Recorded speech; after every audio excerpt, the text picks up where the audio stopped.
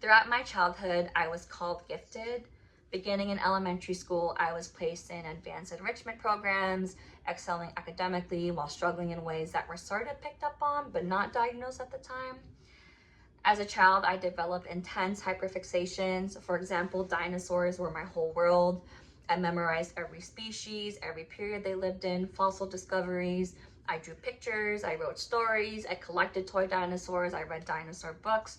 I did so many of my projects on dinosaurs. It wasn't just an interest, it was all consuming for many years. Behind the academic success was a different reality. I've always had severe OCD that became very developed in 4th grade, and rigid routines that, when disrupted, caused a lot of distress. Changes in routines have never been something I could navigate easily.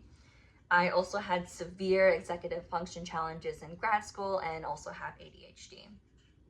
Social interactions were and still are really hard for me. I couldn't and still can't read social cues that seem obvious to everyone else. I was developmentally delayed in many ways compared to others in my age group, and I still relate better to those who are younger than me. I repeat questions, often asking and saying the same things multiple times. A lot of that is tied to compulsions of having to know things. Boundaries are still really confusing and were non-existent for me. All of this made me really vulnerable. People took advantage of my literal thinking and my inability to detect deception. This includes those I trusted from my past and even most recently, students. I'm still healing from all that trauma. Sensory experiences have always been overwhelming, and sometimes things are just overwhelming.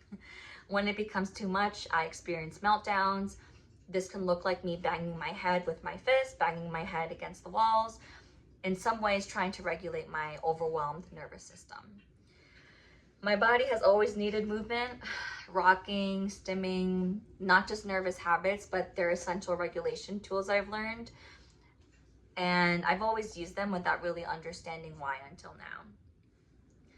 It was about 2.5 years ago when I finally had the evaluation, sitting across from specialists as they asked questions about experiences I've had my entire life. So the assessments, questionnaires, observations. When the diagnosis came, autism, it wasn't shocking. It was a relief. It was illuminating, enlightening. Suddenly my entire life made sense. The gifted child with strange behaviors wasn't broken. I am autistic. The diagnosis hasn't changed who I am at my core, but it's changed how I understand myself.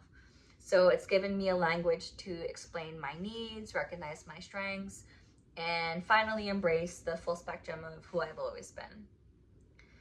Understanding comes in many forms. For me, it at last came in the diagnosis of autism that connected all the pieces of my life in a way that finally makes sense.